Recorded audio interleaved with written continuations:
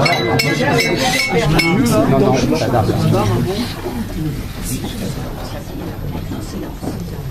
révérend père, Seigneur, attendez, vous arrivez à le frères, les amis, on me demande d'introduire un thème que je saurais pratiquer, le talent de notre conférencier.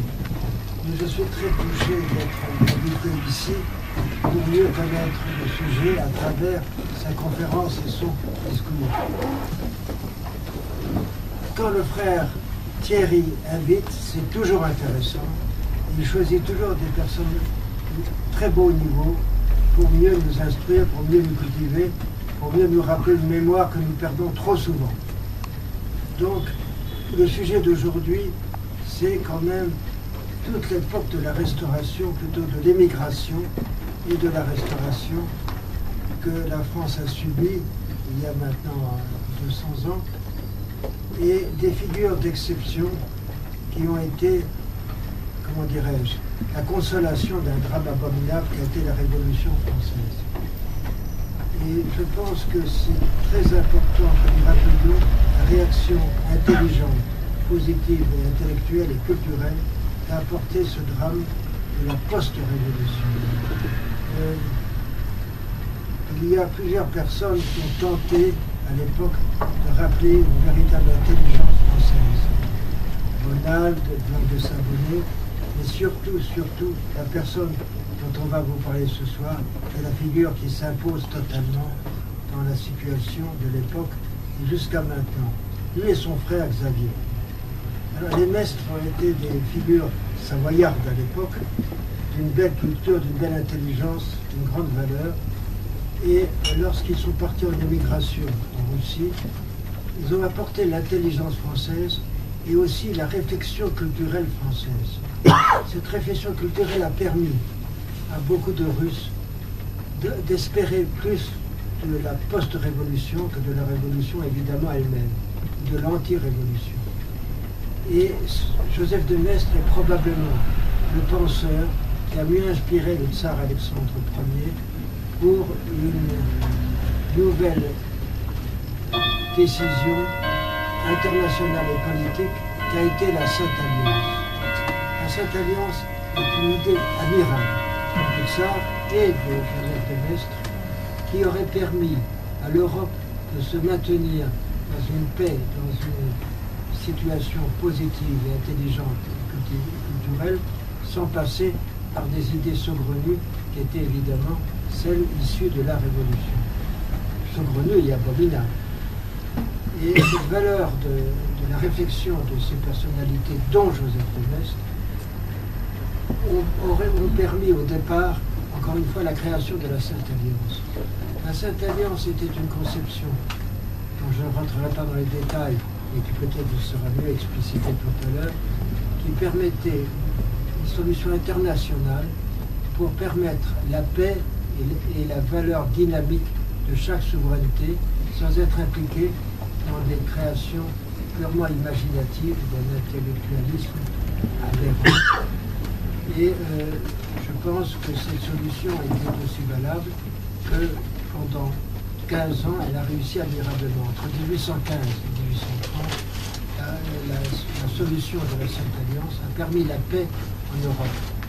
Quand il y a eu une tentative de révolution en Espagne en 1820, 1819-1820, c'est la Sainte Alliance qui a envoyé la France, avec Charles X, mettre la paix en Espagne, et ça a été la victoire contre les révolutionnaires pseudo-intellectuels de Cortés, qui a permis à la récupération de Cadix et la conquête du fort Trocadéro, que nous avons maintenant le souvenir à Paris. Ça aurait pu continuer très longtemps, cette situation de pacification de l'Europe, et ça nous aurait évité 2 guerres mondiales abominables, surtout la première. Ça nous aurait évité cela si un État ne s'était pas opposé par des voies totalement perfides au maintien de la Sainte Alliance. Comme le maintien de la Sainte Alliance, c'était la bonne foi des souverains, il fallait briser les souverains. Et les Anglais ont inventé des usurpations dans chaque pays d'Europe. En France, c'est Louis-Philippe contre Charles X. En Espagne, c'est Isabelle II contre Don Carlos, en Portugal dans la Maria da Glória contre Don Miguel, qui a permis, alors que toute la population, l'armée était en faveur du souverain légitime, par la manœuvre intellectuelle et les manœuvres militaires, car ces trois pays, l'Espagne et le Portugal surtout, ont été victimes non seulement de la réflexion de la gestion politique internationale anglaise, mais de l'armée et de la marine anglaise contre les légitimes souverains en faveur des usurpatrices. C'est ainsi que ces pays se sont trouvés, Philippe en France, Isabelle II en Espagne, la Glória en Portugal, se sont trouvés sous un total contrôle britannique. Le royaume d'Angleterre régnait sur son empire officiel et sur la France, sur l'Espagne et sur le Portugal à travers les souverains usurpateurs qu'ils avaient placés dans chacun de ces pays. Ça a duré de 20-30 ans, ensuite la République est passée, Napoléon III, etc. Mais indiscutablement, ça a été toute une stratégie anglaise pour déstabiliser l'Europe d'une solution remarquablement solide, intelligente, équilibrée, qui était la Sainte Alliance, voulue par Joseph de Maistre et voulue par le tsar et son roi. C'est pour ça que la conférence d'aujourd'hui va être très passionnante pour nous tous, pour nous rappeler la tentative de reconstruction de l'Occident à travers la formule de la Sainte Alliance et à travers la pensée de Joseph de Maistre. Et je pense que nous sommes tous très intéressés à mieux connaître la question, le sujet, grâce aux conférenciers que nous allons écouter aujourd'hui et dont nous félicitons. Je vous laisse la parole parce que vous êtes venus pour l'écouter et non pas pour l'entendre. Je vous souhaite une bonne soirée et une écoute tout à fait positive des études sur Joseph de Maistre et un peu sur son frère Xavier, peut-être un peu sur Bonald, peut-être sur le bord de Saint-Bonnet, je ne sais pas si je vais en parler. Ce sont des personnages très intéressants qui se sont regroupés autour de Joseph de Maistre. Voilà, je le laisse s'exprimer, il sera mieux que moi pour convaincre. Bonne chance et bonne soirée.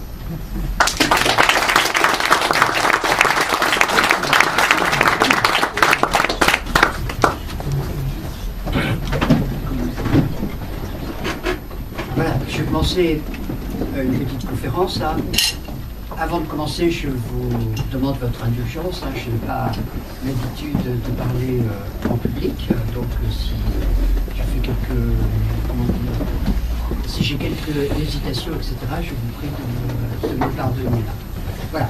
Donc, il est difficile de présenter Joseph de Maistre. Il y a des préjugés à son égard, il y a des caricatures à son égard. Donc je vais faire un petit rappel biographique, rappeler aussi ses principales œuvres, caractériser les grands traits de sa formation, de ses cours, vous présenter ce qu'on pourrait appeler sa philosophie ou sa théologie, et pour finir, parler de la Révolution, de laquelle Joseph de Maistre était, comme vous le devinez, ou comme vous le savez, un rigoureux, un acharné adversaire. Alors, petit préambule biographique, Joseph de Maistre, bien qu'écrivant en français, n'est pas un Français, c'est un Savoyard. À cette époque, la Savoie, donc je parle de la fin du XVIIIe siècle, à cette époque, la Savoie faisait partie du royaume du Piémont.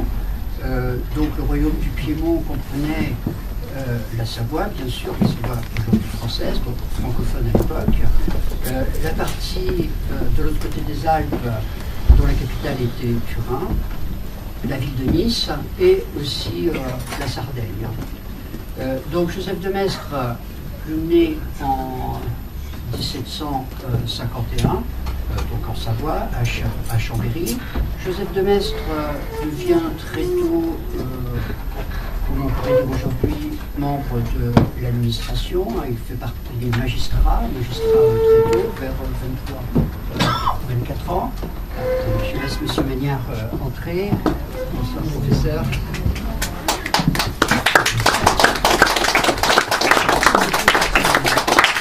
Excusez mon retard. Je sors Pierre. Substance. Vous ne connaissez plus.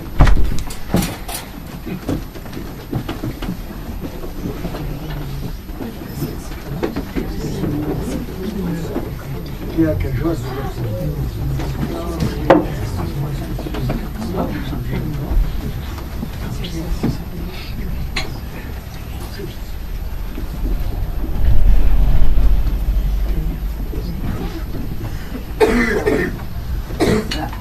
comprendre. Donc tout à l'heure, j'étais très intimidé en commençant. Maintenant, je le suis encore plus depuis que le conflit je vous comprends. Donc, voilà, j'espère qu'il sera indulgent vis-à-vis de mes faiblesses et éventuellement de mes erreurs. Hein. Donc, je reprends la petite présentation biographique. Donc, Joseph de Maistre, né à Chambéry en 1751. Il devient, donc il suit des études classiques, comme c'était l'usage à l'époque, avec l'apprentissage du grec, du latin, de la culture, comme on la connaissait sous l'Ancien Régime, avant la Révolution. Donc Joseph de Maistre devient magistrat très tôt, vers 23-24 ans. Par après, il devient sénateur à Chambéry. Alors, quand je dis sénateur, ça n'a pas grand-chose à voir avec ce que l'on appelle le Sénat aujourd'hui. Les sénateurs étaient des sortes de magistrats, plutôt que ce que l'on appelle aujourd'hui des hommes politiques. Et Joseph de Maistre menait une vie relativement tranquille à Chambéry. Et d'ailleurs, il se plaignait un petit peu, dans ses écrits intimes, d'être à Chambéry comme une huître comment dire, attaché à son rocher, hein, dans une espèce de provincialisme, comme on dit aujourd'hui. Hein. Et drame, non seulement pour lui, mais évidemment pour l'Europe, la Révolution arrive en France en 89. Bon, au départ, Maistre et beaucoup de Savoyards, comme beaucoup de Français, ont quelques attentes. Hein. Je vous rappelle, vous savez tous, que les tout premiers révolutionnaires étaient des royalistes modérés, mais comme vous le savez, les choses ont très vite dérapé et les royalistes modérés ont vite été chassés et remplacés par ce qu'on appellera des révolutionnaires qui deviendront de plus en plus virulents et de plus en plus révolutionnaires. Tout cela nous amène en 1792. En septembre 1792, les troupes révolutionnaires françaises, conduites par le général de Montesquieu, envahissent la Savoie et, avec l'aide de quelques républicains savoyards, on va créer une sorte d'assemblée des Allobroges qui va décréter le rattachement de la Savoie à la France. Et donc la Savoie va devenir un département français.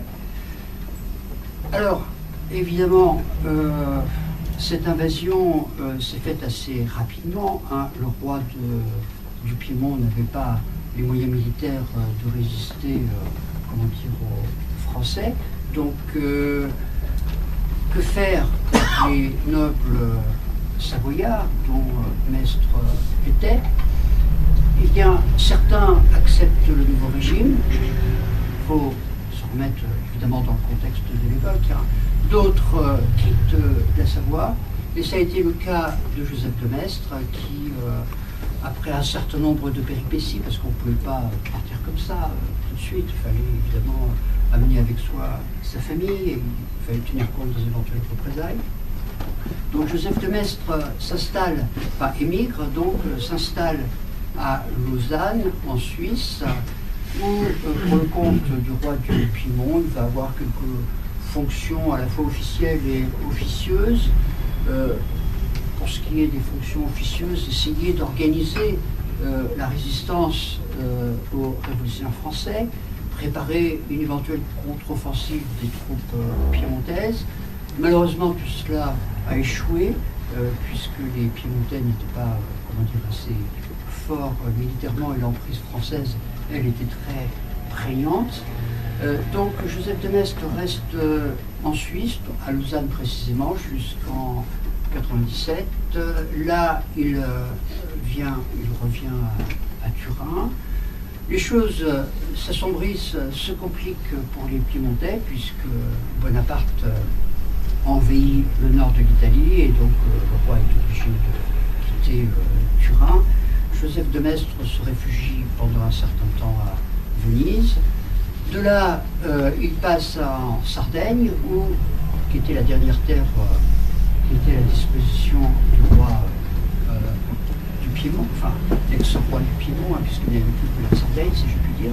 Il reste en Sardaigne où il a quelques fonctions, hein, il s'occupe de la chancellerie, c'est une sorte de magistrat, et le nouveau roi de Sardaigne lui confie une mission, à savoir devenir ambassadeur du royaume de Sardaigne en Russie. Donc il part là-bas en 1802 pour y rester jusqu'en 1817. Donc il représentera un roi très pauvre, un roi déconsidéré militairement, diplomatiquement. Il arrive là-bas dans des situations, enfin dans des circonstances difficiles, il est désargenté, mais ceci dit, grâce à sa, comment dire, à son énergie spirituelle, à son art de la conversation, à sa grande intelligence, il arrive à devenir ami avec tous les gens importants de la cour impériale, et plus encore, il devient officieusement une sorte de conseiller du tsar Alexandre Ier, tout en étant un diplomate et un ambassadeur toujours fidèle de son roi, le roi de Sardaigne. Vers la fin, un peu avant 1817, les choses se compliquent un petit peu pour lui, puisque Alexandre Ier devient de plus en plus réceptif à certaines influences un petit peu ésotériques, anticatholiques en quelque sorte. Il en veut aux jésuites, et évidemment Joseph de Maistre se sent de moins en moins bien et demande son rappel, qu'il obtient, et il revient à Turin donc en 1817. Sur le chemin du retour, il rencontre le roi Louis XVIII. L'entrevue est assez froide pour des raisons que je vous dirai tout à l'heure. Et finalement, il rentre à Turin où le roi le gratifie d'une fonction honorifique et il meurt en 1821. Voilà pour la biographie. Donc, ce qu'il faut retenir, c'est son rôle d'ambassadeur, ce qui explique que l'un de ses principaux livres s'appellera Les soirées de Saint-Pétersbourg, puisqu'il est resté longtemps là-bas. Alors, vous voyez un petit peu, l'aspect un petit peu extraordinaire de cette vie, hein, pendant un certain temps, un temps assez long. Il était un fonctionnaire relativement, modeste, en quelque sorte, hein, sans avoir quitté jamais Chambéry, si ce n'est un ou deux voyages à Lyon, ce qui était... Et puis, le tourbillon de la Révolution française l'arrache finalement à cette vie paisible pour, le trimballer un petit peu partout en Europe. Donc, Chambéry, la Suisse, venu sur le trajet pour aller en Sardaigne, et par après, Saint-Pétersbourg. Au passage, il est passé aussi en Autriche. Donc, d'obscur fonctionnaire qu'il était, il se retrouve à discuter non seulement avec son roi, mais aussi à discuter avec le tsar de Russie, et ça pendant de nombreuses années. Pourquoi la Providence, finalement, secoue les gens, si je puis dire. Un maître le dira souvent, que, il ne pensait pas que sa vie serait comme ça. Alors voilà pour l'essentiel de sa biographie. On reviendra peut-être là-dessus tout à l'heure. Alors Maistre est connu comme écrivain. Sa première œuvre publiée, il s'agit d'un livre publié en 1797 qui s'appelle « Les considérations sur la France ». Joseph de Maistre dit ce qu'il pense de la Révolution. Alors ce n'est pas le premier. Beaucoup de gens avaient écrit à l'époque sur ce phénomène extraordinaire qui était la Révolution française. Le premier étant l'anglais Burke, Edmund Burke, qui a fait ces fameuses réflexions sur la Révolution française, réflexions dans lesquelles il condamne vigoureusement la Révolution française comme étant une secousse, intolérable, alors que d'après Burke, il vaut mieux en politique s'en tenir au temps qui passe puisque le temps qui passe arrive en quelque sorte à faire que les ambitions des uns, les projets des autres, les critiques, etc., finalement finissent par se neutraliser, se sédimenter, et une bonne politique, finalement, d'après Burke, est le résultat de l'action du temps. Hein. Le temps rend paisible les choses, fait que les conflits s'estompent, et la révolution, c'est tout le contraire. La révolution veut tout, permettez-moi le terme, chambouler, désorganiser, créer quelque chose de tout nouveau, comme ça, sans tenir compte de ce qui existe et en détruisant ce qui existe. Alors il n'y a pas que les réflexions de Burke, il y a par exemple Calonne, il y a plein d'autres gens qui écrivent sur la Révolution française à peu près à la même époque, pour la condamner le plus souvent, mais la plupart de ces écrits sont des écrits politiques. Alors évidemment, il faut qu'il y ait des écrits politiques pour dire que s'il y a eu ceci, c'est peut-être parce qu'il y a eu cela, pour montrer les torts des uns et des autres, ce qu'on aurait pu faire, ce qu'il aurait fallu faire, ce qu'il faudrait faire. Donc les écrits politiques sont tout à fait pertinents. Mais dans ses considérations sur la France, Joseph de Maistre se place à un tout autre niveau, qui est le niveau, si je puis dire, théologique. Non pas que ce soit un théologien professionnel, donc on s'en faut, mais il montre que la Révolution française, c'est une espèce de châtiment voulu par Dieu, châtiment pour punir la France. Et qui dit châtiment dit régénération, car le châtiment, c'est punir pour éduquer, en quelque sorte. Hein. Et donc, pour Joseph de Maistre, la Révolution française, c'est une époque, comme il dit, une époque, il veut dire par là que ce n'est pas un simple événement, mais que c'est quelque chose de civilisationnel, enfin quelque chose qui marque une civilisation, qui brise une civilisation, plus exactement. Hein. C'est une sorte de châtiment, et si les Français souffrent, si les Européens vont souffrir, c'est que d'une certaine manière ils le devaient, car ils étaient entrés au préalable d'une sorte de décadence spirituelle, et il fallait que Dieu punisse en quelque sorte la France. Mais en 1797, Maistre, dans ses considérations, dit: cette punition apportera une régénération, un renouveau, et en 1797, Maistre dit Louis XVIII viendra sur le trône, reviendra sur le trône. Enfin, viendra puisqu'il n'y était jamais venu, mais il veut dire par là que la royauté reviendra. Alors évidemment, vous vous rendez compte qu'écrire cela en 1797, on est à la période du Directoire, personne, ni en France ni en Europe, ne pouvait penser que le roi pouvait revenir. Donc il y a dans ce livre-là, et c'est ce qui a frappé, une sorte de prophétie, en quelque sorte, un caractère prophétique. Comment en 1797 pouvait-on penser des choses qui arriveront beaucoup plus tard, en 1814 et en 1815. Alors ce livre-là a eu un certain impact sur le moment, mais il en a eu plus encore au moment d'une réédition en 1814-1815, puisqu'il y a eu plusieurs éditions. Et là, rétrospectivement, on se disait qu'effectivement, Joseph de Maistre avait vu loin, Joseph de Maistre avait vu juste, qui plus est. Donc c'est l'un de ses livres les plus connus. Ensuite, en 1814, il a fait publier, alors qu'il était en Russie, 2 autres ouvrages, Essais sur le principe générateur des constitutions, livre dans lequel il montre qu'on ne peut pas créer une constitution, si l'on entend par là écrire quelque chose sur un bout de papier et dire voilà c'est la constitution. Pour lui, une véritable constitution ne s'écrit pas, c'est le fruit du temps, c'est le résultat d'un équilibre séculaire, en quelque sorte. Donc il publie ce livre-là. Il publie aussi une traduction d'un livre de Plutarque qui s'appelle Réflexion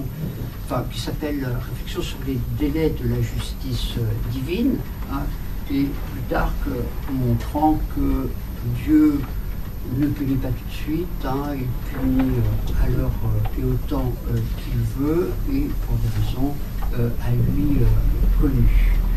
Et un petit peu plus tard, quand Mestre est rentré à Turin, il publie un livre qui va avoir un destin assez exceptionnel. C'est son grand livre du pape, dans lequel, à une période où la papauté n'avait pas autant d'importance qu'elle a eu par après, dans le livre du pape, Joseph de Maistre préconise la primauté spirituelle du pape, comme quoi le pape pourrait être une sorte de guide pour les nations européennes, ce qui n'empêche pas que chaque nation conserverait évidemment sa souveraineté politique. Et Joseph de Maistre met en avant cette idée que lorsque le pape parle de la religion, et évidemment dans certaines circonstances, il y a une infaillibilité de la parole du pape, puisque pour Joseph de Maistre, le pape est souverain en ce qui concerne les affaires religieuses, de même que les rois ou les empereurs sont souverains en matière politique. Alors, aujourd'hui, bon, ça a l'air plutôt banal que de dire cela, mais rappelons-nous que dans l'Ancien Régime en France, il y avait ce qu'on appelait le gallicanisme, c'est-à-dire que le pape, certes, était respecté, mais chaque église, et en particulier l'Église de France, se sentait relativement autonome par rapport à la papauté. Alors certains disent que le livre de Maistre n'a pas été sans influence sur le Concile du Vatican de 1870, le premier Concile du Vatican, dans lequel a été proclamée l'infaillibilité de la parole papale, quand, bien sûr, je le rappelle, le pape parle ex cathedra sous certaines conditions bien définies. Je rappelle évidemment que quand le pape dit telle ou telle chose politiquement parlant, cela ne concerne pas du tout, évidemment, cette infaillibilité. Cela va de soi. Donc, Maistre publie ce livre-là qui est plus ou moins bien accueilli, puisque le pape lui-même est un petit peu déconcerté, se méfie. Les catholiques français n'ont pas l'habitude qu'on parle du temps du pape, donc l'accueil est un petit peu mitigé. Et en 1821, peu de temps après le décès de Joseph de Maistre, est publié son chef-d'œuvre, me semble-t-il, qui s'appelle Les Soirées de Saint-Pétersbourg. Donc vous comprenez bien le titre, puisque comme il a vécu de très nombreuses années là-bas, en Russie, le titre évidemment est évocateur. Alors, Les Soirées de Saint-Pétersbourg, c'est un livre remarquable à bien des égards. On ne peut pas dire que ce soit un livre de théologie, on ne peut pas dire que ce soit un livre de philosophie, on ne peut pas dire non plus que ce soit un livre de littérature, ni de politique. C'est un petit peu tout cela en même temps. Donc, il y a dans Les Soirées de Saint-Pétersbourg 3 personnages qui dialoguent ensemble. C'est une série de 11 entretiens. Vous avez un tout jeune homme, le chevalier, qui représente un petit peu le naïf, mais le naïf, si vous voulez, de bonne volonté, qui a été nourri par l'esprit des Lumières.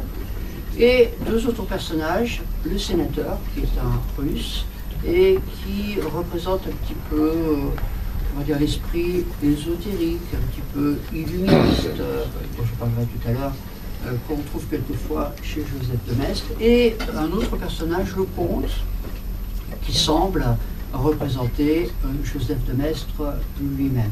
Donc il s'agit d'une série d'entretiens où ces 3 personnages discutent ensemble.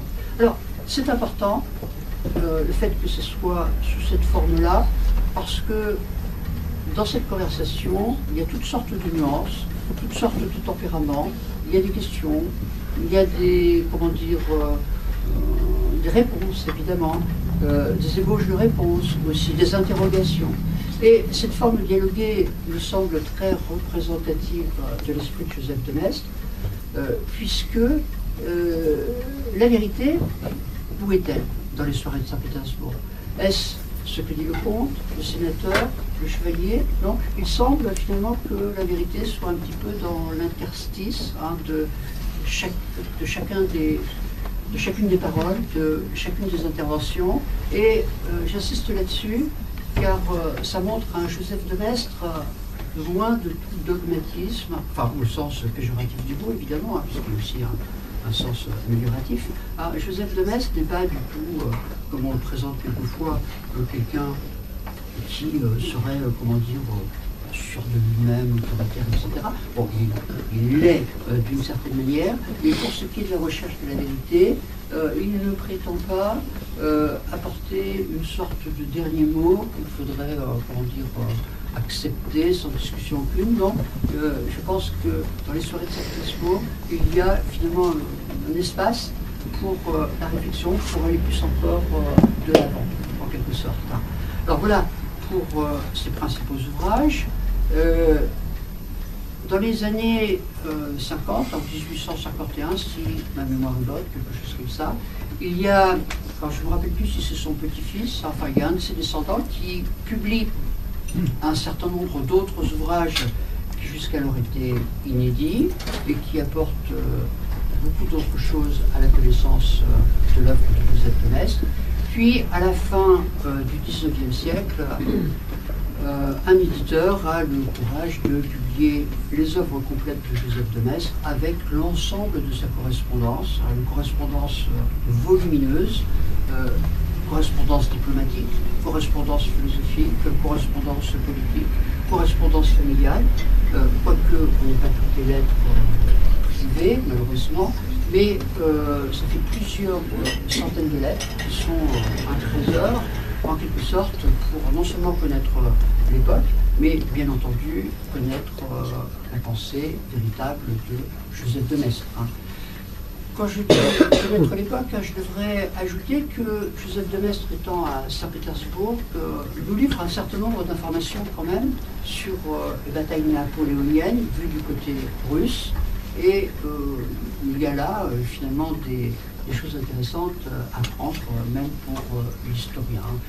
J'ajoute que Joseph de Maistre était humainement concerné par les batailles de Napoléon, par les guerres napoléoniennes, puisqu'il avait un de ses fils qui était au service du tsar et qui était sur les champs de bataille. Et comme dit Joseph de Maistre, quand on parle de la guerre, et il en parlera beaucoup, quand on parle de la guerre, on ne sait pas de quoi on parle si on n'a pas un de ses fils au combat. Alors voilà pour les œuvres de Joseph de Maistre, celles qui ont été publiées de son vivant, et puis d'autres posthumes. Alors j'ajoute que Joseph de Maistre avait beaucoup écrit, mais même dans les œuvres complètes, il s'en faut de beaucoup que tout était publié. Joseph de Maistre a laissé de très nombreuses archives, de très nombreuses notes de lecture, des brouillons, des ébauches de livres, etc. Tout ça a été conservé, et on doit les remercier, par ses descendants. Ses descendants, il y a quelques années, je ne me rappelle plus trop la date, mais c'est relativement récent, je crois qu'il y a à peu près 10-15 ans, ses descendants ont fait don de tous les manuscrits de Joseph de Maistre aux archives départementales de la Savoie. Et ça représente, comment dire, un très grand nombre de textes écrits à la main que tout un chacun peut lire à Chambéry, là-bas. J'ajouterais que, pour ma part, la lecture de ces manuscrits m'a été d'un grand secours pour démêler un certain nombre de difficultés que je trouvais dans les écrits publiés de Joseph de Maistre. Alors maintenant, un mot sur sa formation. Vous allez voir qu'elle n'est pas banale. Joseph de Maistre, avant la Révolution, lorsqu'il était on dirait aujourd'hui une sorte de fonctionnaire visible, Joseph de Maistre a été affilié à la franc-maçonnerie, donc la franc-maçonnerie d'avant la Révolution, je précise, d'abord à la Grande Loge, ensuite au rite écossais rectifié, Alors, vous vous doutez bien que c'est l'occasion de nombreuses polémiques.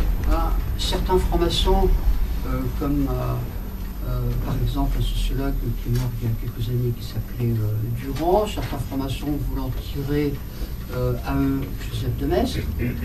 Inversement, certains catholiques disent Joseph de Maistre a été franc-maçon, donc c'est pas un vrai catholique, il est suspect. Hein, donc il y a ici une difficulté. Hein. Joseph de Maistre donc a été franc-maçon. Alors, il a écrit un certain nombre de choses concernant la franc-maçonnerie. Il a même fait un rapport qui était destiné à ce que les francs-maçons appellent un convent, hein, c'est-à-dire une sorte de réunion internationale des francs-maçons. Et dans ce rapport, hein, il préconisait la bienveillance, il préconisait l'unité des chrétiens et il donnait comme tâche aux francs-maçons de diffuser la spiritualité et d'aider finalement à une certaine chrétienté, à un certain catholicisme. Donc vous voyez que la franc-maçonnerie, selon Joseph de Maistre, est à bien distinguer, cela va de soi, de la franc-maçonnerie d'aujourd'hui. Et quand bien même à l'époque, pourrait-on dire qu'il y avait des francs-maçons plutôt révolutionnaires, il y avait aussi des francs-maçons qui ont été royalistes et qui sont restés, eu égard aux circonstances, fidèles aussi au roi. Donc vous voyez que politiquement, la franc-maçonnerie de l'époque n'est pas comparable à celle d'aujourd'hui. Alors en ce qui concerne les idées, évidemment, il y a des aujourd'hui incompatibles qu'on puisse être chrétien et franc-maçon, mais je le répète, la franc-maçonnerie d'alors est autre chose que la franc-maçonnerie d'aujourd'hui. Alors, ce qui est intéressant, c'est que ce passage dans la franc-maçonnerie a amené Joseph de Maistre à lire beaucoup de livres ésotériques, beaucoup de livres illuministes, en quelque sorte, hein, et ce n'est pas sans intérêt pour le reste de sa pensée, car il y a ici une espèce de goût pour aller au fond des choses, pour essayer de redonner aussi un certain mysticisme à la chrétienté, car, avouons-le quand même, hein, les chrétiens, juste avant la Révolution, certains manquaient un petit peu de flamme, si je puis dire, hein, et peut-être était-il bon de revigorer d'une manière ou d'une autre aussi le christianisme. Alors, je nuancerai cela tout à l'heure, hein, car il y avait aussi à l'époque, comme vous le verrez, des chrétiens très combatifs. Donc, ce goût pour l'illuminisme et l'ésotérisme l'amène, comme je vous le disais il y a quelques secondes, à un grand nombre de lectures. Hein. Il lit Ramsay, par exemple, hein, il lit Claude de Saint-Martin, qu'on appelle le philosophe inconnu, qu'il rencontre d'ailleurs personnellement, ainsi que d'autres, comme Villers, etc. Alors ceci dit, quand on parle de Joseph de Maistre avant la Révolution, et quand je vous présente sa formation tout de suite, ce serait une erreur de penser qu'il n'a été nourri que par l'illuminisme et l'ésotérisme, car à regarder ces notes de lecture, on s'aperçoit finalement que les références aux textes illuministes, ésotériques, francs-maçons sont relativement en petite quantité par rapport à ces notes de lecture concernant tous les autres. Hein. Joseph de Maistre connaît à fond la philosophie classique, Platon, Aristote, qu'il lit en grec. Il connaît l'histoire de l'Église, tant latin que grec, il lit bien entendu dans le texte. Il connaît assez bien la philosophie du XVIIe siècle, la philosophie française, mais aussi la philosophie anglaise, comme celle de Coleworth, par exemple, Ralph Coleworth, celui qu'on appelle le platonicien de Cambridge. Il connaît bien entendu la philosophie du XVIIIe siècle, qu'il déteste, hein, puisqu'il n'y a pas pire adversaire de Voltaire, de Rousseau, de Condillac, de Condorcet que Joseph de Maistre. Hein, il passera une il utilisera une grande partie de son énergie à combattre toute la philosophie du XVIIIe siècle. Hein. Alors j'ajouterais, pour être complet, que Joseph de Maistre est un des rares auteurs de la fin du XVIIIe siècle à avoir partiellement, hein, mais quand même, connu Thomas d'Aquin, puisqu'il a lu La Somme contre les gentils, plume à la main. Hein, il a essayé de faire une sorte de compte-rendu pour lui-même. Et Joseph de Maistre s'est beaucoup intéressé aussi aux sciences, notamment à l'astronomie. Il connaît bien Laplace, enfin, les œuvres de Laplace. Alors pourquoi s'intéresser à l'astronomie? L'enjeu théologique est important. Hein, si on considère l'immensité de l'univers, qu'en est-il de la puissance divine? Comment concilier toutes ces planètes, toutes ces étoiles avec ce que nous connaissons de Dieu? Donc c'est un problème qui intéresse beaucoup les gens à l'époque, hein, pas seulement Joseph de Maistre, à tel point, par exemple, que certains se demandent que si, par exemple, Dieu ne mettrait pas les âmes, géographiquement parlant, dans telle ou telle planète, par exemple. Hein. Bon, ça me paraît un petit peu incongru aujourd'hui, mais le problème a passionné un certain nombre de gens. J'ajoute que Joseph de Maistre s'intéresse aussi à la médecine, et il se servira des idées du médecin Barthès, qui pense que la santé s'explique par un certain principe vital, hein, et non pas par le simple mécanisme du corps. Et surtout, Joseph de Maistre se passionnera, comme beaucoup à son époque, se passionnera pour l'étude du langage. Et comme un certain nombre de gens de son époque, il se demande d'où viennent les premières langues, hein, sont-elles les détritus d'une langue mère, d'une langue originelle? Comment expliquer les rapports entre la pensée et le langage? Comment se fait-il que les animaux ne parlent pas? Donc à cette époque-là, il y a beaucoup de textes là-dessus. Hein. Par exemple, Condillac essaye d'expliquer plus ou moins mécaniquement l'origine des langues.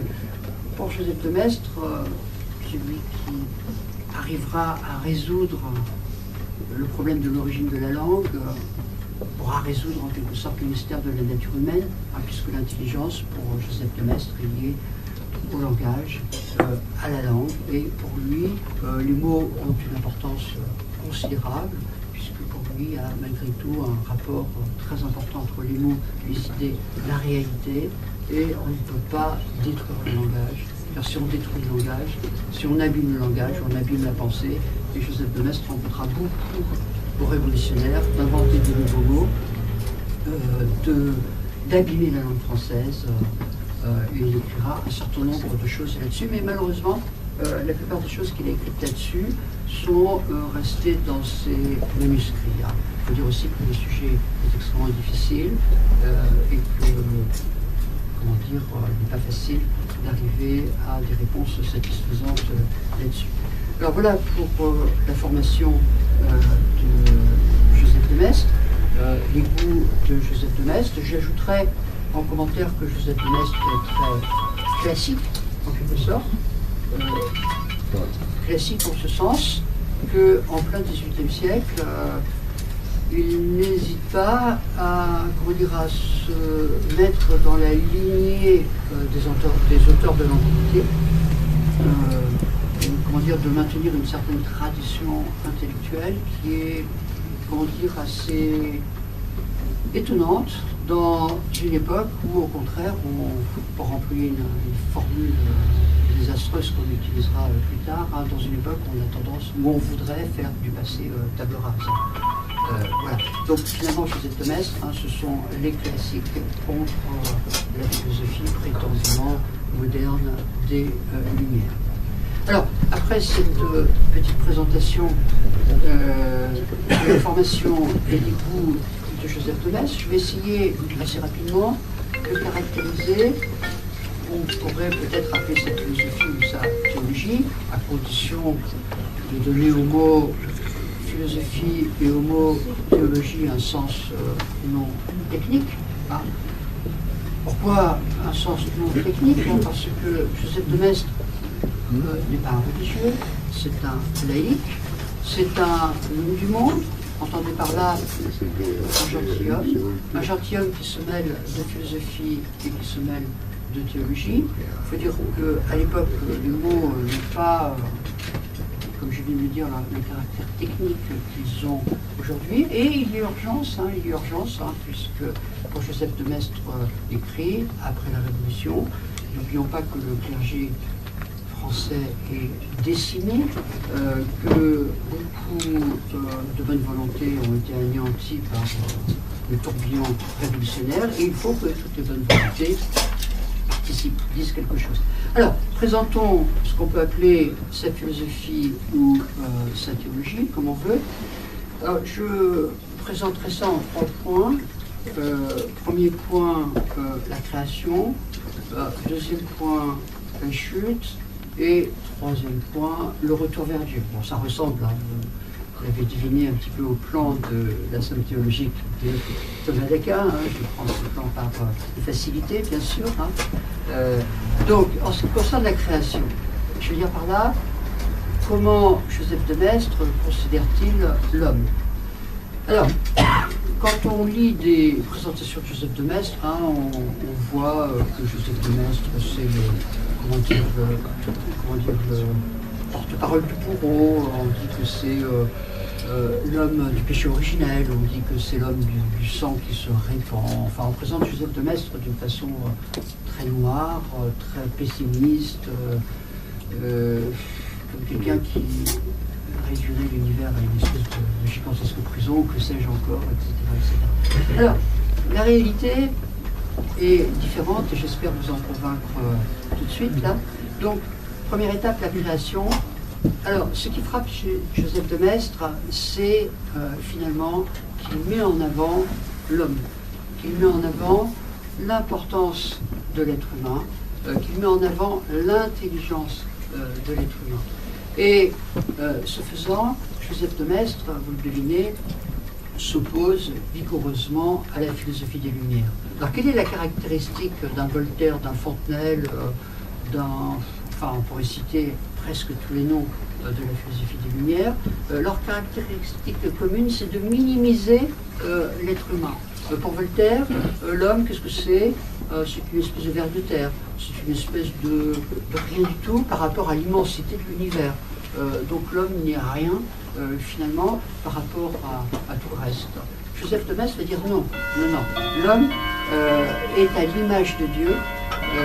L'homme, comment dire, a quelque chose de tout à fait exceptionnel dans la création, et nonobstant l'existence du péché originel qui, pour Maistre, a dégradé l'homme, bien sûr, mais cette dégradation ne va pas jusqu'à abîmer l'intelligence. Pour Joseph de Maistre, l'homme se caractérise par son intelligence, et l'intelligence, Joseph de Maistre pense que l'homme l'a en commun avec la divinité. Quand l'homme comprend, il comprend comme Dieu comprend.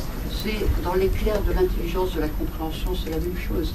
Alors bien évidemment, Dieu comprend davantage de choses, mais l'homme, en tant qu'il comprend quelque chose, cette espèce d'étincelle qui est l'intelligence, ça c'est extraordinaire. Et donc, pour Joseph de Maistre, l'homme a une dignité que Joseph de Maistre veut restaurer par rapport au discrédit que la philosophie des Lumières tente de jeter sur la nature humaine. Donc, insistance de Joseph de Maistre à propos de l'intelligence humaine. L'homme est à l'image de Dieu, donc nous reprenons ici un certain nombre de thèmes qui avaient déjà été développés par les pères de l'Église, qui tous, plus ou moins, mettent cela en avant. L'homme, non seulement est doué d'intelligence, mais l'homme est libre. Et Joseph de Maistre insiste beaucoup sur cette liberté. Alors, pour comprendre l'importance de cette affirmation, il faut se rappeler qu'un certain nombre des philosophes des Lumières présentaient l'homme comme une espèce de mécanique, hein, comme une espèce d'automate, comme quelqu'un qui était pris dans l'engrenage des causes, et que si l'homme faisait ceci, c'est parce qu'il y avait cela avant, etc. Non, Maistre met en avant la liberté humaine, liberté humaine qui est fondamentale, car s'il n'y a pas de liberté, comment l'homme pourrait-il mériter ou au contraire démériter? Il faut que l'homme soit libre pour pouvoir être plus tard récompensé par Dieu.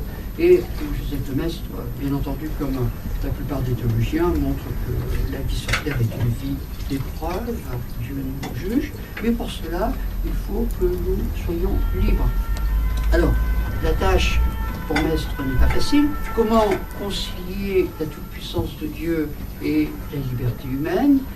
Donc Joseph de Maistre dit que Dieu a la toute-puissance, que de Dieu vient en quelque sorte toute l'énergie, que Dieu intervient dans le monde par sa providence, mais Dieu laisse malgré tout une certaine autonomie aux hommes, à chaque homme, c'est comme si chaque homme avait une petite sphère d'activité, et dans cette sphère d'activité, l'homme est maître de lui, mais Dieu supervise tout cela, si je puis dire, et si l'homme est libre dans sa sphère d'activité, Dieu seul est capable finalement de voir l'ensemble et de faire que toutes les activités de l'homme puissent se coordonner ou se conjoindre sans que l'homme ne sache toujours les plans divins, en quelque sorte.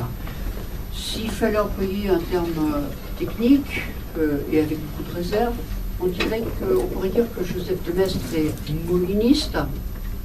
Qu'est-ce que c'est que le molinisme? Il ne faut pas prendre cela dans un sens trop strict, évidemment.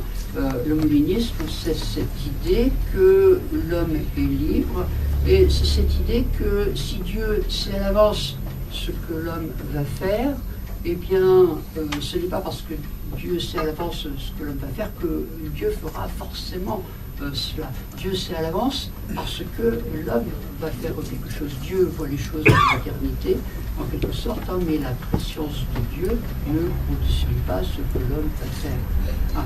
Donc finalement, pour résumer, et on pourra peut-être y revenir tout à l'heure éventuellement, pour résumer, l'homme est libre sans pour autant déranger les plans divins. Pour Maistre, il y a une sorte d'accord entre la providence divine qui sait ce qu'elle veut, qui intervient dans la vie des hommes, et une certaine autonomie laissée à chaque homme. Ce qui n'empêche pas que les hommes puissent être utilisés par Dieu dans telle ou telle circonstance, bien sûr, mais ce qu'il faut retenir de tout cela, c'est l'éminente dignité que Maistre accorde à l'homme, tant au point de vue de l'intelligence qu'au point de vue de la liberté, en quelque sorte. Dans ce sens, évidemment, il s'oppose à la philosophie des Lumières, il s'oppose au protestantisme qui diminue cette liberté, au spinozisme, etc., et à plein d'autres choses. Alors, encore une caractéristique, peut-être plus technique cette fois, une caractéristique de la philosophie de Joseph de Maistre, en plein XVIIIe siècle, à la fin du XVIIIe siècle plutôt, Joseph de Maistre a l'originalité d'être peut-être l'un des seuls défenseurs de cette fameuse théorie des idées innées. Qu'est-ce que c'est qu'une idée innée? Vous savez que Descartes était partisan des idées innées. On trouve cette même idée avec un autre vocabulaire, bien sûr, déjà chez Augustin et chez d'autres penseurs. Les idées innées, du point de vue de Joseph de Maistre, c'est le fait que Dieu a mis en l'homme la possibilité de connaître la réalité, en quelque sorte. C'est-à-dire qu'il y a un accord entre l'intelligence humaine et la réalité. Et pour Joseph de Maistre, c'est très important, il faut que l'homme soit intelligent pour connaître la nature, pour comprendre la révélation, bien sûr, pour comprendre les enseignements du Christ. Et la théorie des idées innées certifie, si je peux m'exprimer ainsi, la possibilité qu'à l'homme de connaître la réalité, même s'il connaît la réalité à travers un voile, puisque l'intelligence de l'être humain, quand bien même, comme je l'ai dit tout à l'heure, est-elle forte, n'embrasse pas toute la réalité, seul Dieu peut le faire. Il n'y aura que dans l'au-delà que le voile sera retiré et qu'on connaîtra les choses telles qu'elles sont, puisque la vérité, dévoilement, bien avant Heidegger, Joseph de Maistre disait des choses équivalentes, et pas seulement lui. Donc voilà un petit peu la création. Il faut résumer: dignité de l'homme, liberté de l'homme, intelligence de l'homme, possibilité pour l'homme de comprendre les enseignements divins et de comprendre la nature. Alors maintenant, deuxième étape, si je puis dire, la chute, la dégradation de l'homme. Alors pour Joseph de Maistre, le péché originel, ou le péché tout court, comme on disait à l'époque, hein, le péché touche essentiellement la volonté. C'est-à-dire que notre volonté est affaiblie, notre intelligence est plus vaillante, comme vous le voyez. Hein. Mais notre volonté est affaiblie, et là, Joseph de Maistre reprend la fameuse phrase de saint Paul, hein, que je résume en disant que je voudrais le bien, je sais où est le bien, mais pourtant je fais le mal. Hein, je déteste le mal que je fais, mais je le fais quand même, en quelque sorte. Hein. Donc notre volonté est abîmée, et c'est surtout en cela que consiste le péché originel. Quand je dis que notre volonté est abîmée, c'est-à-dire qu'on connaît le bien, mais on ne le fait pas, en quelque sorte. On n'a pas la force, en quelque sorte, pour le faire. Alors Joseph de Maistre développe un certain nombre de considérations très surprenantes, vous allez voir, concernant la chute. Alors, pour pas qu'il y ait d'ambiguïté, hein, je souligne le fait que dans un certain nombre d'idées que va développer Joseph de Maistre, ces idées-là sont présentées souvent comme des hypothèses. Hein, Joseph de Maistre, je vous l'ai dit en commençant, n'a pas un esprit dogmatique, je veux dire par là, c'est comme ça et c'est pas autrement. Non, il laisse la porte ouverte à la discussion, aux hypothèses. Hein, et, comment dire, on est en recherche de la vérité, toujours. Hein. Donc Joseph de Maistre va faire un certain nombre de considérations, d'hypothèses sur la chute, et qui sont assez surprenantes, comme vous allez le voir. Alors, Joseph de Maistre a beaucoup de sympathie pour la fameuse hypothèse d'Origène, la théorie d'Origène, de la préexistence des âmes. Hein. Les âmes auraient été créées spirituelles, et la chute amène la matière, hein, la corporéité des hommes. Donc Joseph de Maistre se fonde sur la Genèse. Hein. Vous savez que dans la Genèse, il y a une première occurrence dans le chapitre 1 où Dieu parle de l'homme comme créature spirituelle, et puis un petit peu plus loin, au chapitre 2, l'homme est présenté avec un corps, en quelque sorte. Hein. Donc Joseph de Maistre en déduit que peut-être, finalement, il faut considérer l'homme spirituellement, et que l'un des effets de la chute a été le fait que l'homme est un corps, en quelque sorte. Hein. Donc une théorie qui vient d'Origène, dont Joseph de Maistre est un lecteur assidu. Alors j'ajoute, parce que vous savez que cette théorie a été expressément condamnée par le concile de Constantinople, hein, si je ne m'abuse, hein, au VIe siècle. Mais j'ajoute qu'Origène lui-même n'avançait ça que comme une hypothèse, hein, et non pas comme ni un article de foi, ni une vérité théorique, juste, comme qui dirait aujourd'hui, une sorte d'hypothèse pour nous amener à réfléchir, sans savoir si c'est vrai ou si c'est pas vrai.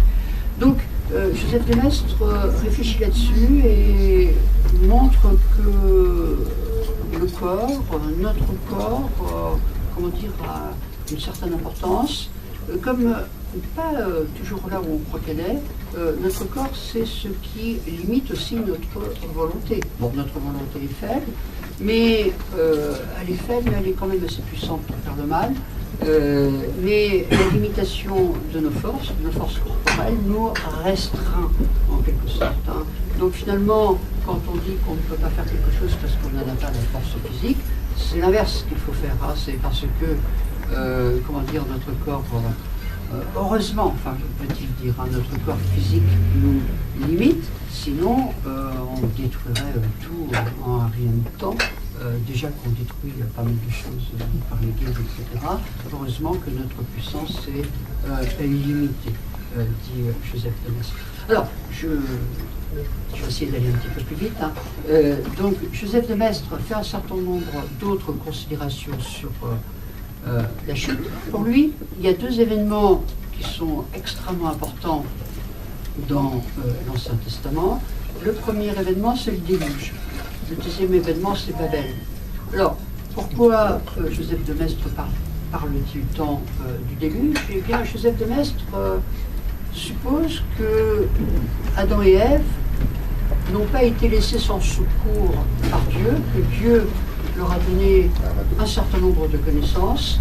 Et Joseph de Maistre en déduit qu'avant le déluge, les hommes, nos très très lointains ancêtres, avaient une sorte de force physique considérable, avaient une sorte d'intelligence développée et aussi des connaissances. Joseph de Maistre est de ceux qui pensent que dans les temps d'avant le déluge, il y avait une sorte de science, avec ce précepte qui avait déjà été dit par Platon, plus on est près de l'origine, plus on est près de Dieu, plus on est des savants, en quelque sorte. Donc Joseph de Maistre oppose notre science d'aujourd'hui qui est tâtonnante, comment dire, délicate, difficile, plein d'erreurs, à la science infuse, en quelque sorte, d'avant le déluge, où les hommes étaient beaucoup plus puissants qu'ils ne le sont aujourd'hui. Vous devinez que cette puissance peut être mal utilisée. Platon en dit quelque chose d'ailleurs dans ses œuvres. Les hommes trop orgueilleux doivent être punis et c'est le déluge en quelque sorte. Le déluge comme punition. Maistre en tire un certain nombre de conséquences assez furieuses pour nous. Alors je vous dis tout de suite, il n'est pas le seul à penser ce genre de choses. On trouve des remarques équivalentes, non pas chez les illuministes ou chez les francs-maçons, etc., mais chez les théologiens catholiques de l'époque. Alors, qu'est-ce qu'il dit? Il dit, par exemple, que les maladies d'aujourd'hui, eh bien, certaines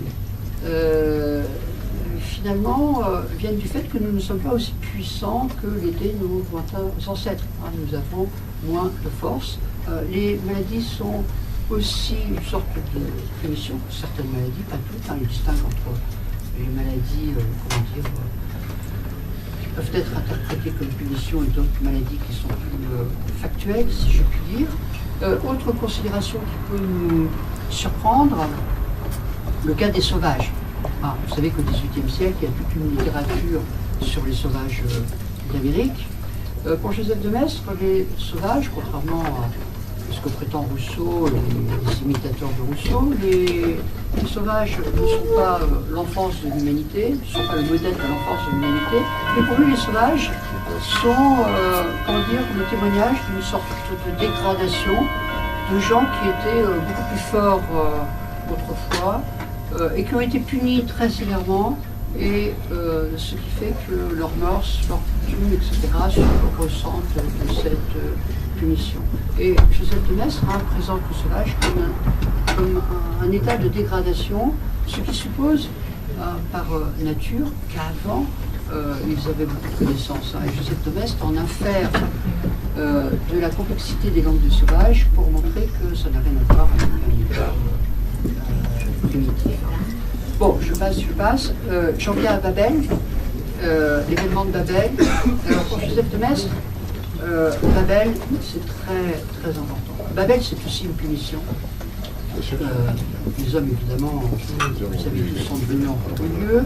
Donc Dieu a fait que les hommes n'ont plus se comprendre. Alors, il y a la division des langues, mais il y a aussi la division des nations. C'est-à-dire qu'après Babel, les hommes se dispersent, et pour Joseph de Maistre, cette dispersion est en proportion avec la faute des hommes. C'est-à-dire que ceux qui ont le moins fauté, si je puis dire, s'en vont dans des contrées assez hospitalières, et ceux qui ont le plus fauté vont dans des contrées plus inhospitalières. Il y a aussi toute une réflexion de Joseph de Maistre sur nos langues d'après Babel et la langue mère d'avant Babel. Y a-t-il un lien? Oui, bien sûr. Mais comment que dire, etc. Ah.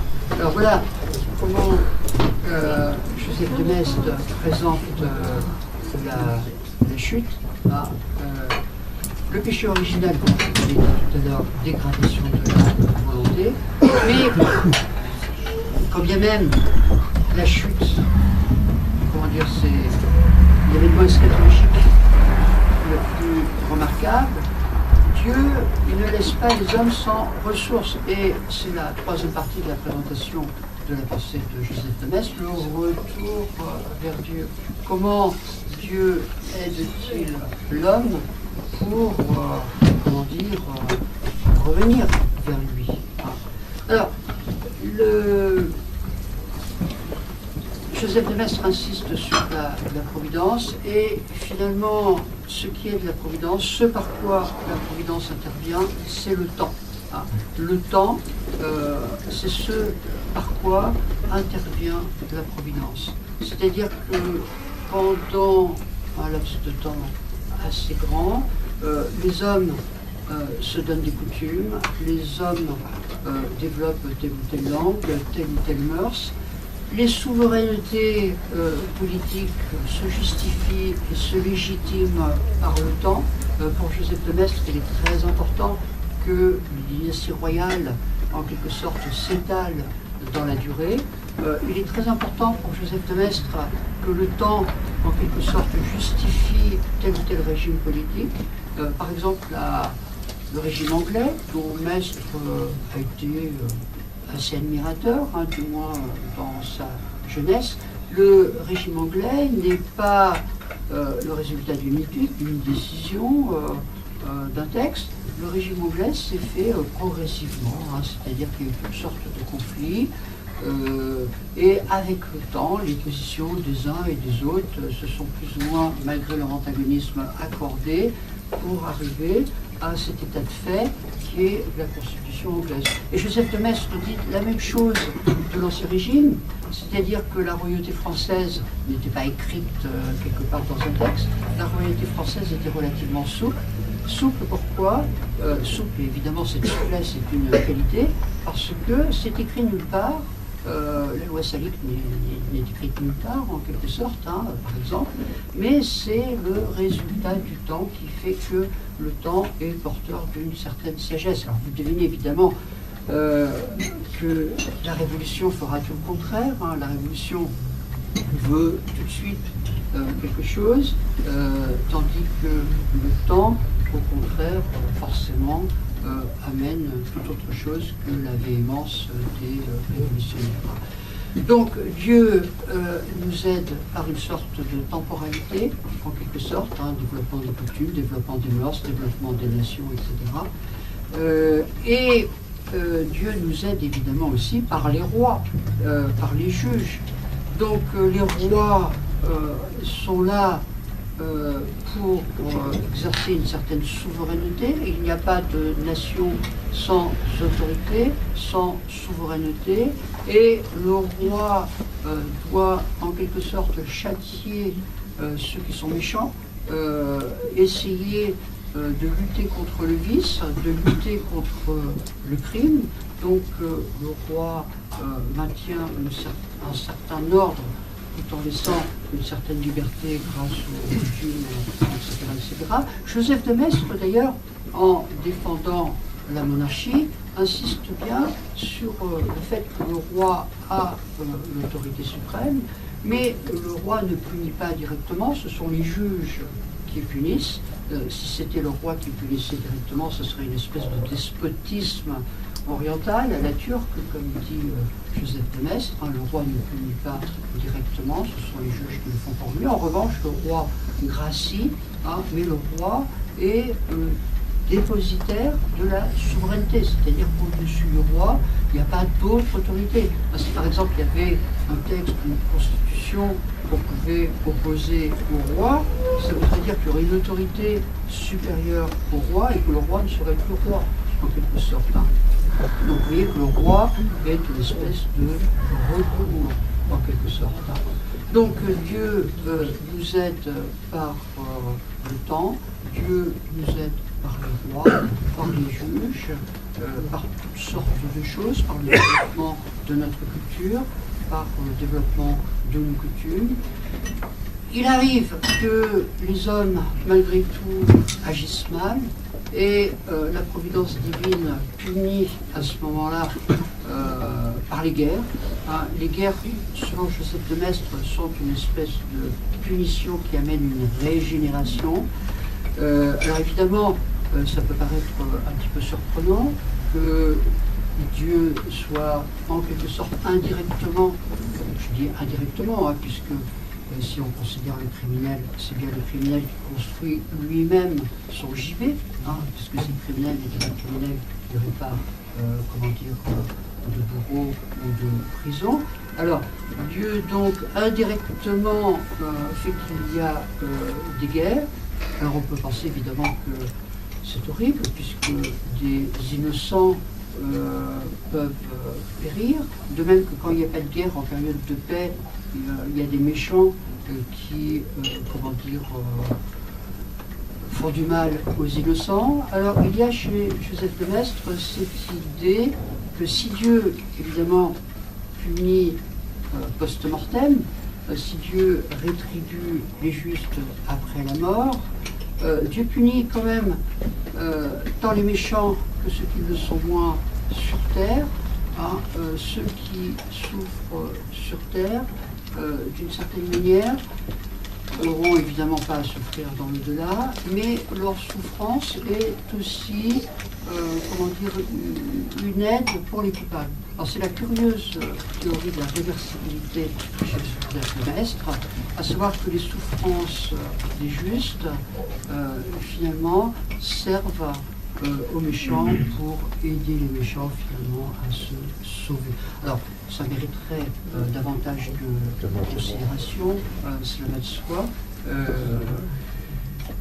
Je vous avais dit tout à l'heure que Joseph de Maistre avait traduit un livre de Plutarque sur les délais de la justice divine. On a, et Sénèque le disait très bien aussi, on a l'impression quelquefois que les méchants prospèrent et que les justes sont malheureux. Hein, mais si on connaissait les plans de Dieu, dit Maistre, on s'apercevrait que finalement il y a une sorte d'économie divine qui fera que à la fin des temps, finalement, il n'y aura plus de méchants, hein, soit que l'humanité aura évolué, soit que les justes auront suffisamment prié et pris sur eux le mal des méchants pour qu'on pardonne aux méchants, en quelque sorte. Alors, une autre chose qui est importante chez Joseph de Maistre et qui est assez peu développée par les différents commentateurs, c'est l'importance de la prière. Pour Joseph de Maistre, alors n'oublions pas que nous sommes à la fin du XVIIIe siècle et que parler de prière, ce semble un peu plus passéiste pour les philosophes des Lumières, cela va de soi. Eh bien, Joseph de Maistre insiste énormément sur le rôle de la prière. Prier, d'abord, c'est reconnaître l'autorité de celui qu'on prie. Hein, c'est se mettre finalement de plein pied, le terme est un petit peu exagéré. Prier, c'est se mettre au diapason. Pour lui, le protestantisme, c'est l'esprit de rébellion. Le protestantisme, ce sont ceux qui protestent. Le protestantisme, c'est vouloir, avec beaucoup de prétention, comprendre la Bible tout seul, sans avoir besoin de l'autorité. C'est s'instituer son propre maître, en quelque sorte. Hein. Le protestantisme, c'est faire fi, en quelque sorte, de toute autorité, et par là, par extension de toute souveraineté.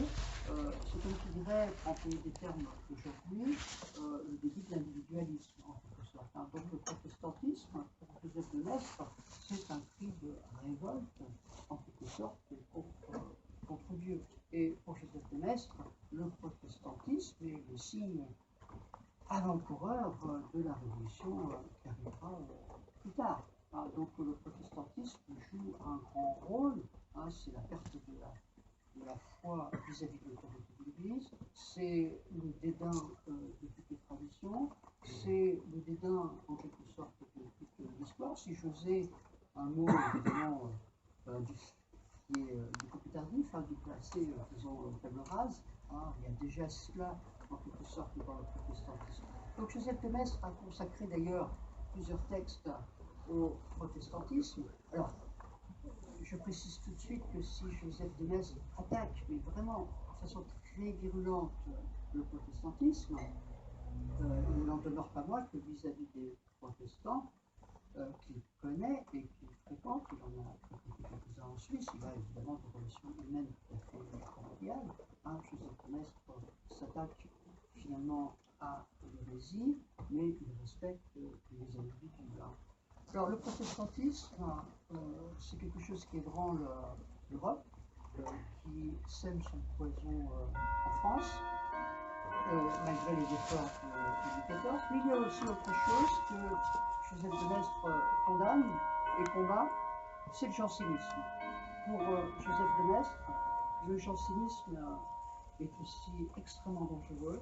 Alors pourquoi? On pourrait penser d'abord que le jansénisme, c'est une certaine religiosité, une certaine exigence, que puis on pense que Saint Pascal, que ça pourrait avoir ses lettres de noblesse. Non, pas du tout, pas du tout. Hein.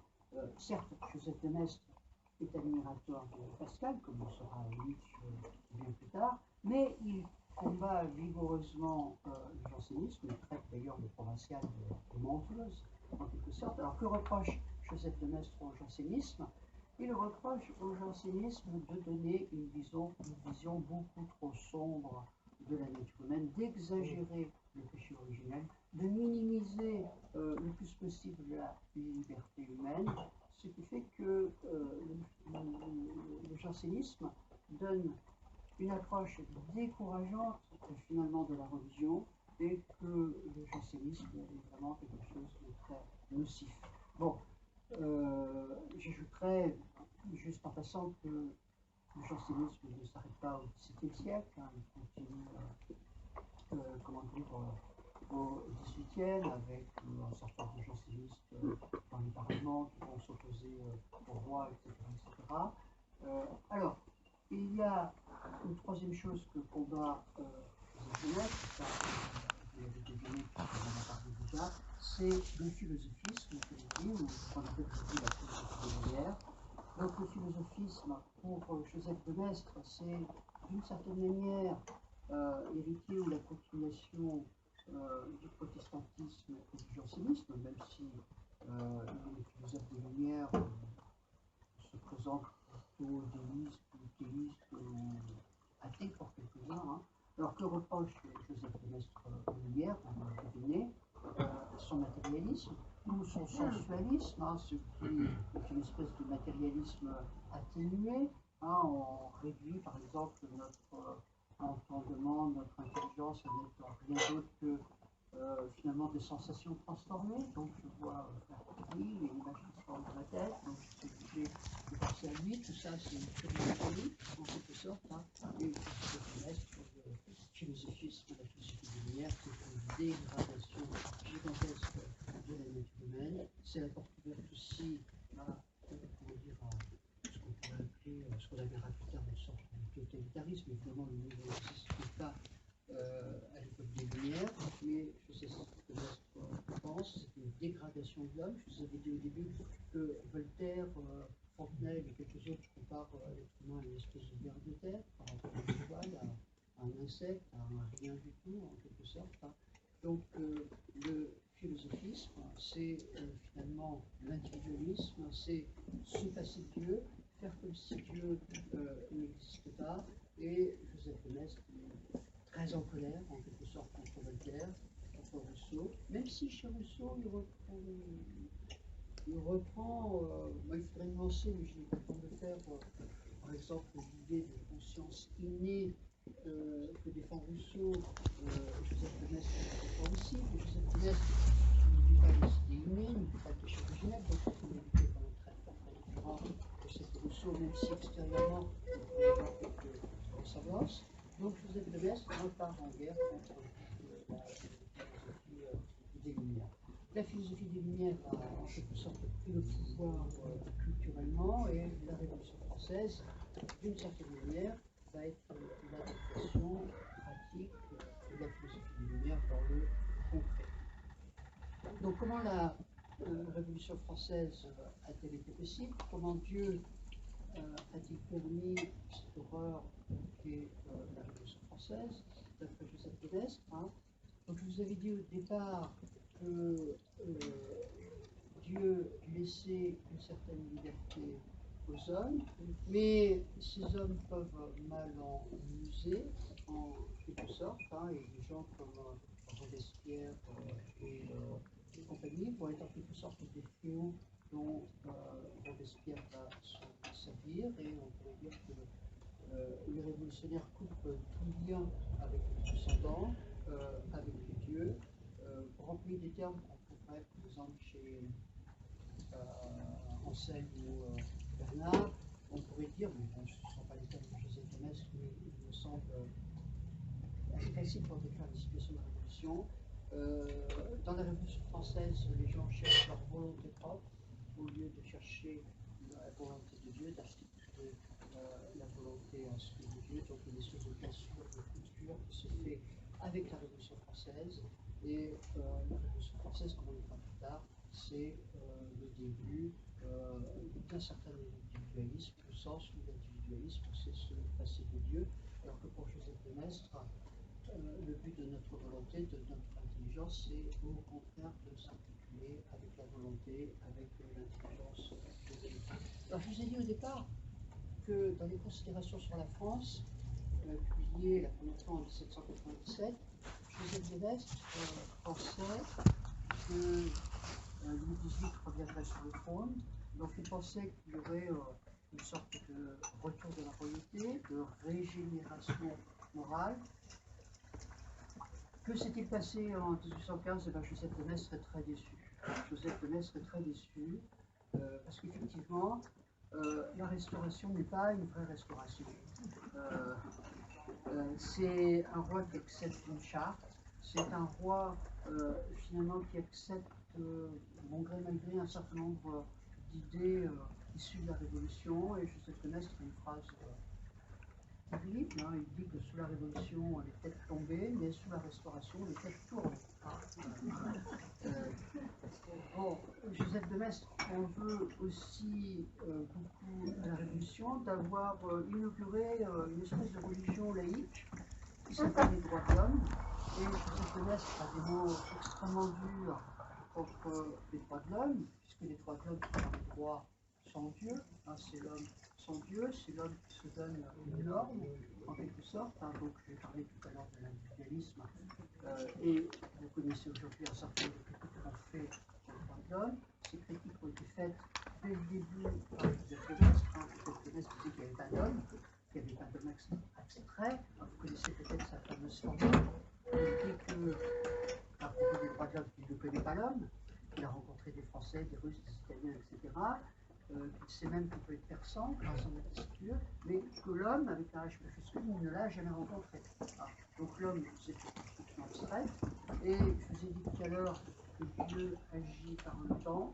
Or, une construction abstraite, c'est une construction qu'on fait tout de suite, qui est atemporelle et qui n'a pas cette sagesse qui donne la pérennité du temps, donc ça ne peut qu'échouer.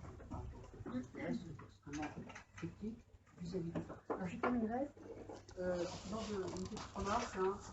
Quelquefois, il y a certains livres qui ont été consacrés à Joseph de Maistre, montre que Joseph de Maistre insiste sur, comment dire, sur les mœurs, sur les coutumes, en disant par exemple que tel régime est adapté à tel ou tel endroit. Alors ce serait peut-être faire de Joseph de Maistre une espèce d'ancêtre de la sociologie.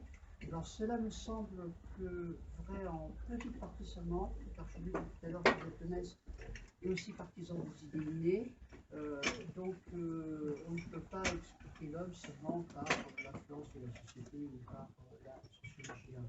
C'est, semble-t-il, un autre sens que certains commentateurs ont fait à propos de Joseph de Maistre.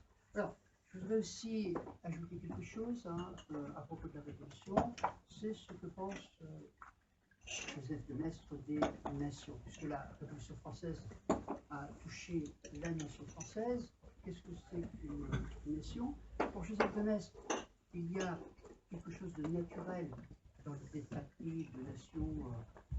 Il reprend un petit peu la guerre aristotélicienne. Une nation, à l'origine, c'est quelque chose de naturel, puisque c'est une famille.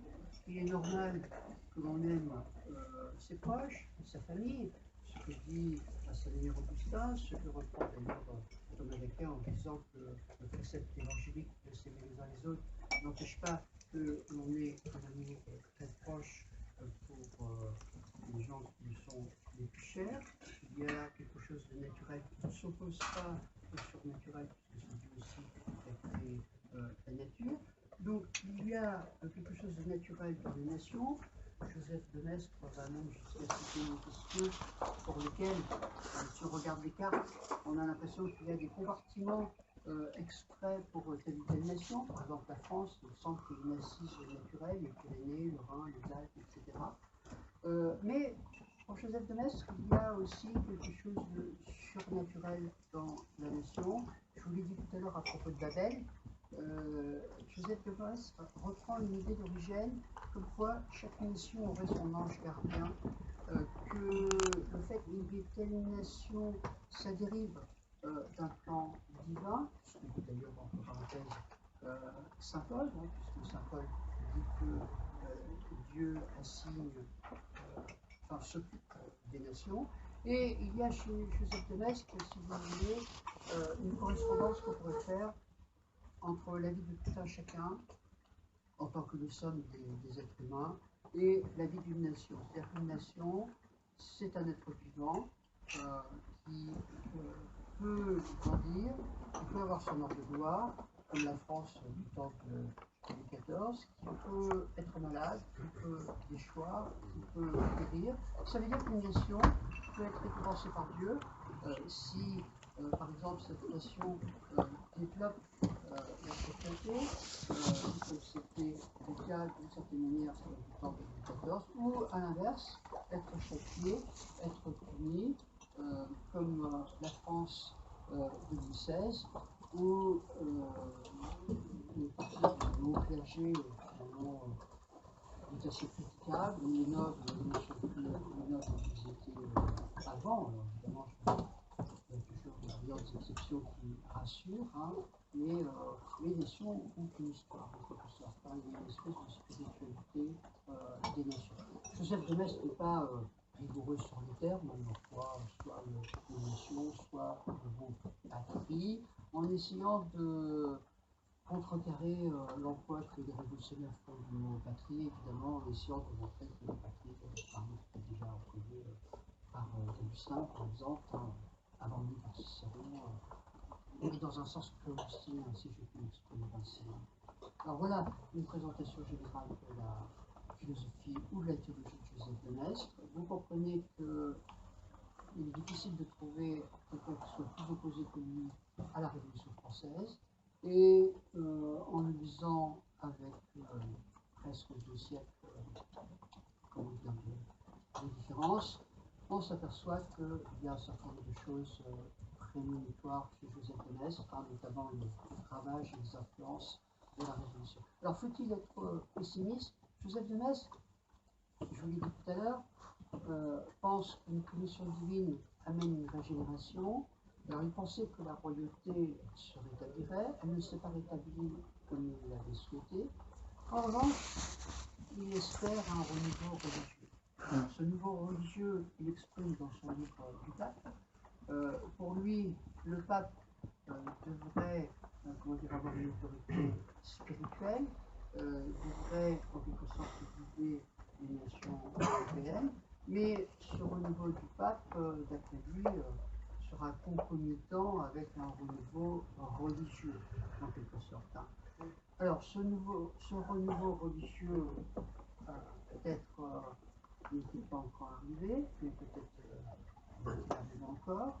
Donc, Joseph de Maistre, prophète, sera-t-il prophète pour des temps à venir, hein, c'est sur quoi je vous laisse méditer.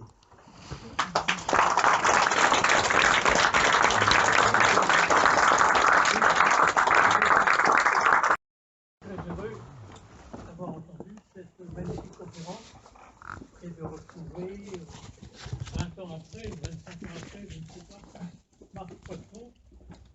avec cette qualité de réflexion, de fermeté et de rigueur tout à fait remarquable.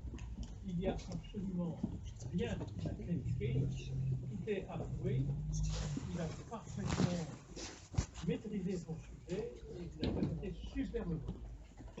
Je voudrais simplement insister sur certains points qu'il a développés qui sont essentiels. Il a beaucoup insisté sur le rôle du temps. Le temps joue un rôle tout à fait essentiel dans la pensée mestrienne. Et à ce titre, Mestre, c'est l'homme de la tradition, c'est l'homme de la transmission.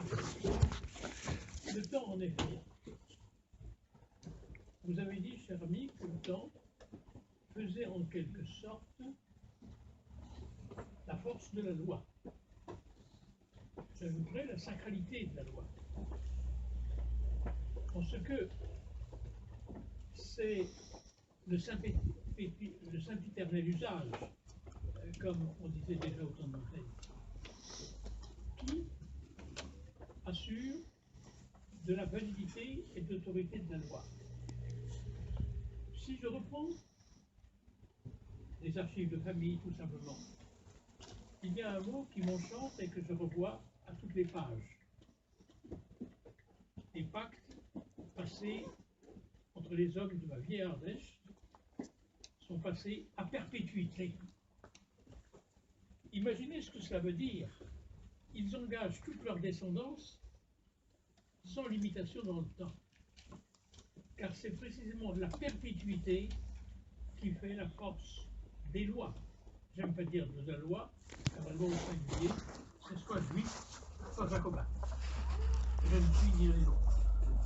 Donc la force, l'autorité des lois tiennent à ce qu'elles sont à perpétuité.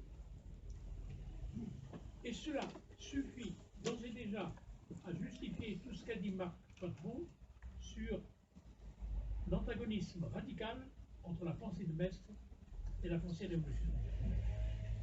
La révolution n'admet plus qu'il puisse y avoir des lois à perpétuité. Elle croit qu'on peut en changer. Or, dès qu'on entre dans l'ordre de Mestre, ce qui frappe, c'est que on ne puisse changer les lois. C'est un ordre intangible. Il est à perpétuité. On peut accommoder aux circonstances, aux conditions nouvelles. On peut adapter, mais on ne peut pas changer fondamentalement les lois. Leur autorité tient de cette longue durée. C'est la longue durée qui fait la valeur des lois. C'est sur la longue durée que se fondent les règles. C'est sur la longue durée que se fondent les pouvoirs. Et si aujourd'hui, certains commencent à se douter qu'il eût fallu respecter davantage le roman national, c'est parce qu'ils comprennent la précarité de ce qui ne s'inscrit pas dans la longue durée. Si on ne retrouve cette longue durée, on ne fondera rien, on ne restaurera rien. Et cela m'amène à insister sur un deuxième point du magnifique exposé de Marc Patron, c'est tout ce qu'il a dit de la restauration. La restauration, telle que Joseph de Maistre l'a prophétisé dès 97, dans son essai précisément sur la Révolution, dans son premier essai. Qu'est-ce qu'il voyait? Qu'elle ne pourrait s'effectuer que si elle ne faisait aucune concession à la Révolution et à la modernité. Et si celle de 1814-1815 est manquée, c'est parce qu'elle est allée de concession en concession.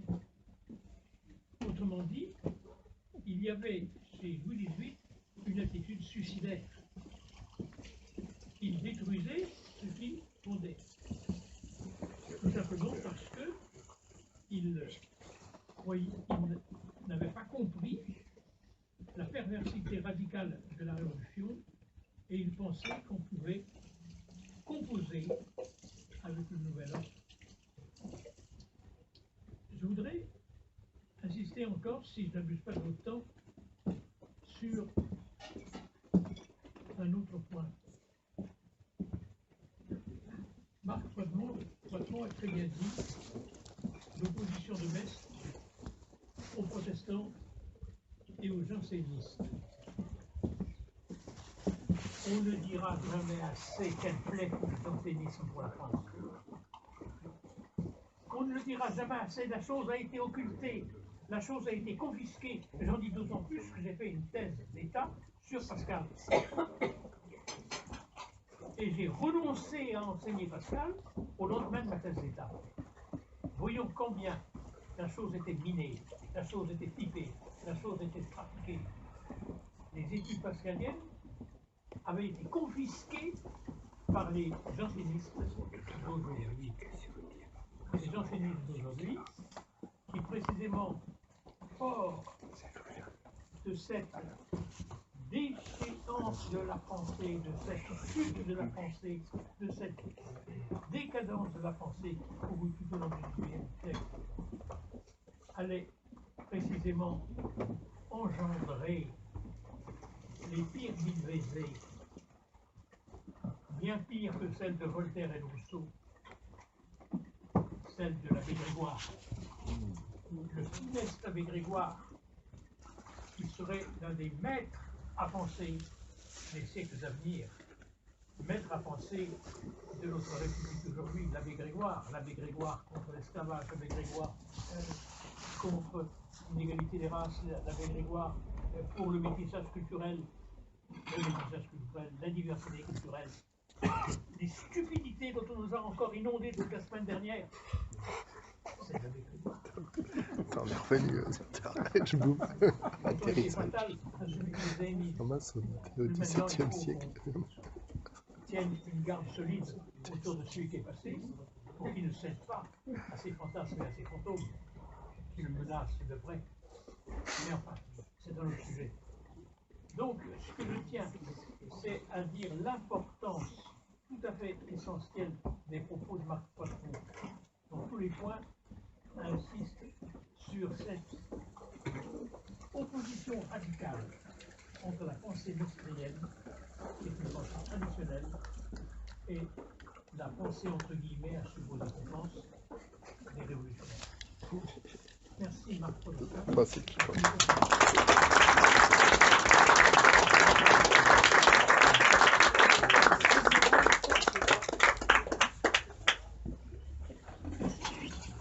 C'est vite, faut que tu bosses avec. Souvent ils ont besoin de...